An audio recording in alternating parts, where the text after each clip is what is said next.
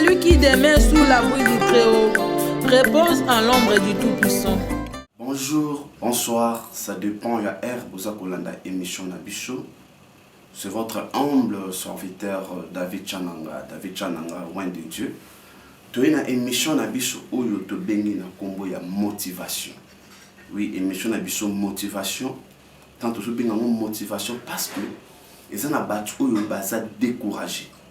Bateau va si balembi, bateau va sur la espoir de la vie. Bateau va sur la vie na bango ko simba ka les sous-soutés. Bateau va sur la vie pour na bango rien ne marche. Bateau yo maladie et kangi bango na bambeto hôpital pour na ye akomi kozela kaka liwa. Bateau yo mobali atikaye pour na yazo mona ke ye pour na ya ko sa chance ya ko sa mobali sous-souté. Mutu oyo azomona ke rien ne marche dans sa vie. Des bisous na émission na biso benga motivation. Motivation est une émission biso tozo salela bino awa na chaîne na bino Chananga TV. Et on a zo senga na bino bo s'abonner massivement na chaîne na biso Chananga TV. Nde boko zo ba émission kitoko lokola émission oyo to bengi motivation. Motivation est les kanisi oyo nzambe atie na kati na biso. Kotala bakaya batu ebele o baza désespéré dans le monde entier. Batu ebele oyo baza suna espoir te na vie na bango. Bible tindi biso pe nzamba pesi biso musala oyo ya pesa bango espoir. Oui ma soeur, mon frère, vous êtes découragé, vous avez un courage te. Pour yo vie na yo zuma ke loko moko te ko marcher lisusu. Au sala boy esimbate, au sala boy esimbate, il y a moto une émission na biso otozo benga motivation. Vraiment motivation blanda l'émission oyo au cause la dessus. Place aux qui négligés, place aux ala qui boakamaki. Nandela émission oyo et coupé ça yo regard mususu. Pe okomona makambulo lenge mususu. De l'homme Nzambe achi kati na biso likanisi malamu na kati ya mukanda ya rit. Tokolo bali kombli solo ya mwana mwasi oyo rit. Mwana mwasi oyo rit a inspiré biso makasi. Vraiment mwana mwasi oyo rit aza source d'inspiration na biso ya mukwalelo. C'est pour cela que le kotanga mukanda ya rit na singai na yo tuyebi histoire ya rit oyo akufela ki mobali azaki na belle-mère na ye Naomi pe Naomi oyo alobaki na rit mais l'autre qui découvrir na kati ya mukanda na Nzambe kotanga pour ko pesa biso quand même passage ya ko comprendre et le konini oyo toyebi bino lelo na nzela ya émission na biso motivation.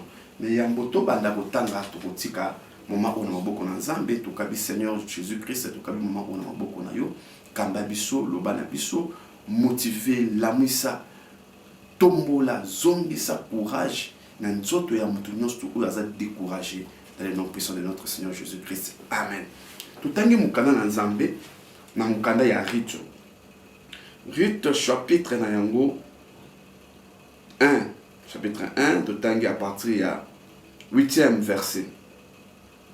Tubandeli à partir du 7e verset Kokita, ti place Molimu et Kokamba Bicho. Naomi dit alors à ses deux belles filles, allez, retournez chacune à la maison de sa mère. Que l'Éternel use de bonté envers vous, comme vous l'avez fait envers ceux qui sont morts et envers moi. Que l'Éternel vous fasse trouver à chacune du repos dans la maison d'un mari. Et elle le baisa, et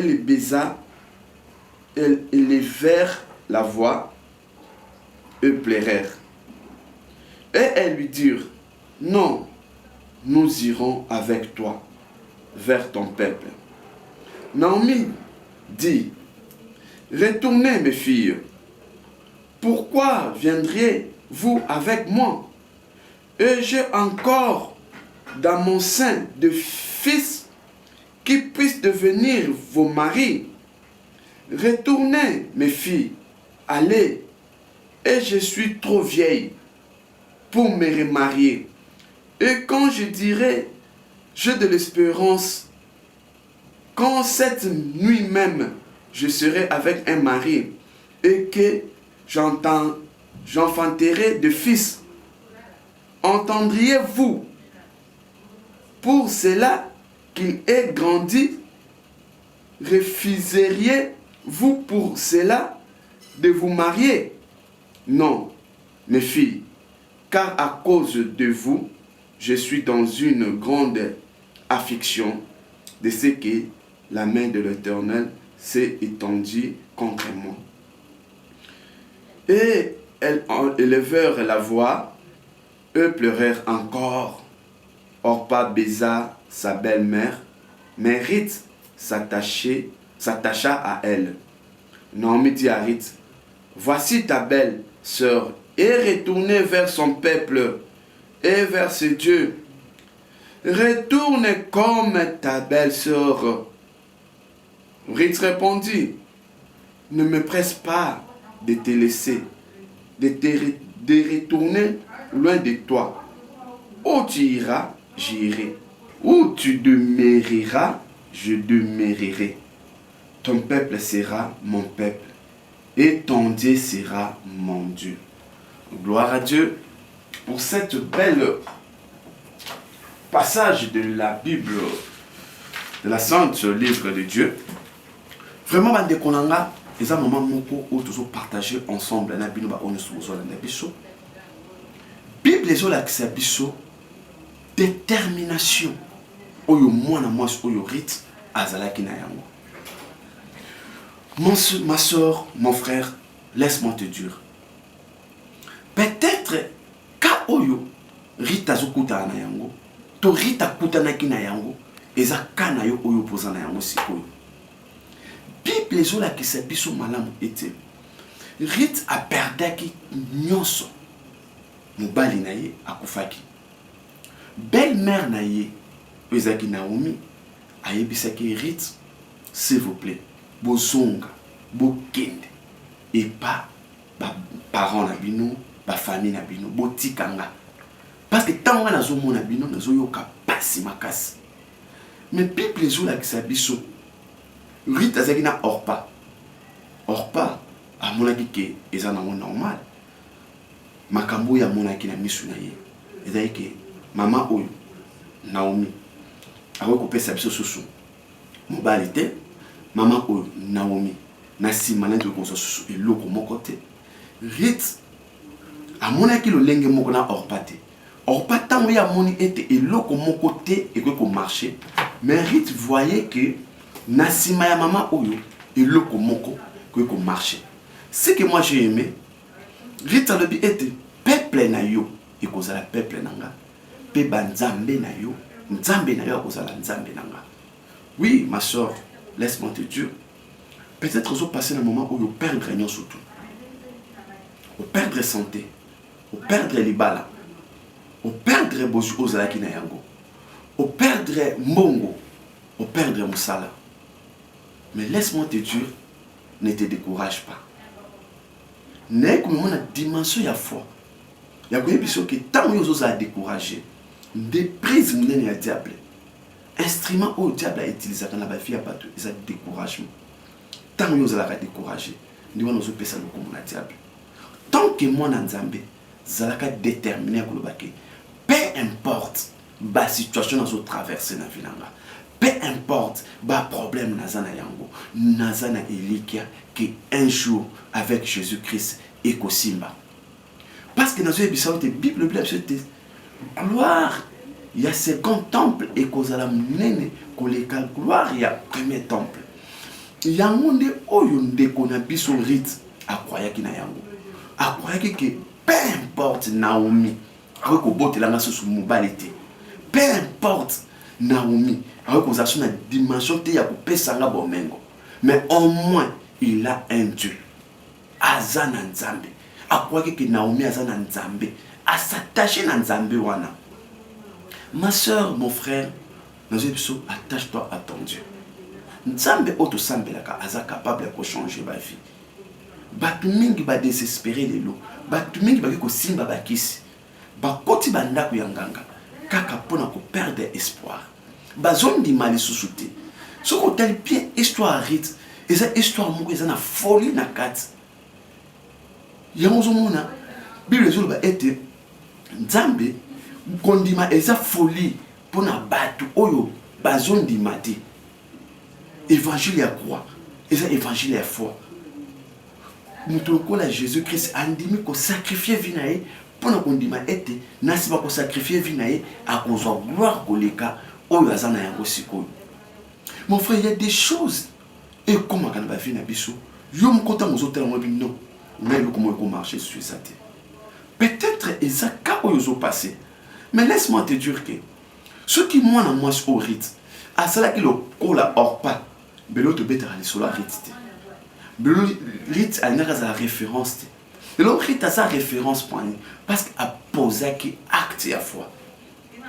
Il y a condima que oui na perdre mobile. Naza suna mobile te. Mnazo ndima ke nzambe wana. Oya pesa kinga mobile wana aza capable ya kopesa nga susu mobile mususu. Nzambe wana aza capable ya kopesa nga susu bomengo. Ndeko na matikana yebiso te kati na yo. Eloko ya malamu ezali. Kati na yo lipambo ezali. Maman peut-être au perdre mwana oyo azalaki espoir ya vie na yo. Otele ke yenda tangaki mingi, yenda zaki na niveau, yenda zaki ko sala makambo ezala bien.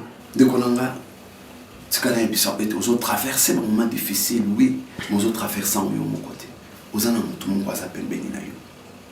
Aza capable ya kolongisa yo. Aza capable ya kolonga na situation wana. Longola doute, longola kobanga, longola kolila, longola ko nyonso tout ozo bébé sa vie na yo. Oba minanga balobi, oyo famille balobi, oyo batu bazoloba, longola yango. Zana kondima na nzambe na yo. Nde okolonga, nde okomata, nde okobonga, nde okopika. Sobo na kondima na Jésus-Christ de Nazareth. Crois à ton Dieu. Crois à ton Dieu. Lié ça y kondima na yo. Je suis venu aujourd'hui pour vous motiver yo ko episode téléma, ko bangate, téléma, zalamakasi, nzambe wana akolongisa yo, azana yo, azana yo, azana yo, problème eza ndima ke aza. Tant yo zonyo kwa mana yeba ke Yesu azali. Rite ndimaki, amonaki réussite. Sote bien histoire ya Rite, akutanaki na Boaz. Boaz assuraki repos ya Rite. Ndeko nanga na zo biso pe yo mto zolandanga. À cause ya kondima na yo, à cause ya attachement na yo na nzambe na yo, parce que mutu akomaka a perdre même kondima aza ako s'attacher na nzambe te. Et on a dit que à cause ya kondima na yo, pe à cause ya attachement na nzambe na yo, ukuta na Boaz vie na yo. Ukuta na mutu ako assurer vie na yo, akopesa yo kimia. Boaz ils ont représenté Jésus-Christ de Nazareth. Il est donc pesa au kimia. À cause là était dans nzela na yo, ukuta na lipamboli, ozala béni, ozala un homme élevé, ozala une femme de miracle, au bota, ozala pe bana, au sepela. Ce qui Bible sur l'acception était dans nzela ya Rite de Bethléem, donc descendance wana tout ezoya, pe Jésus-Christ ayeko bimaka na kati wana, tala na kati ya Rite. À cause ya kondima de lo Rite azan kati parmi bat oyo descendance ya Jésus-Christ place outi. C'est pour cela ma soeur, mon frère, Yozolandanga, attache-toi encore à ton Dieu. Ça la déterminer dans Nzambe na yo. Yebana ni ozotambola na ye, yebana ni oya la kayoke okukufate. Et ça Jésus-Christ de Nazareth. Atika kabisote, akosa kabisote. Ataba problème et les pelé, ataba situation difficile, crois toujours à ton Dieu, attache-toi à ton Dieu. Vraiment vous s'abonner et belé na émission na biso na chaîne na biso Chananga TV. Et sa chaîne oyo éducatif beaucoup sur cinéma tout ça awa tout c'est là no ba théâtre beaucoup sur théâtre kitoko beaucoup sur émission il y a kitoko vraiment beaucoup sur la décité vous ça là vraiment pour partager on se fait une vidéo oyo se fait na matéa oyo partager les seuls moyens oyo pour soutenir biso ezakaka sozo partager vidéo oyo ce qui o tindeli pe muninga atali pe prédication oyo ils ont les seuls moyens pour soutenir pour s'abonner aussi bandeko o baso tala yo peut bazan besoin de balanda émission oyo ba s'abonner bato baza tout autour na yo ba s'abonner na Chananga TV beaucoup ça la décité nous tout le biango ezakaka na kombo ya Jésus-Christ de Nazareth le ressuscité du 3e jour. Bye bye, à la prochaine.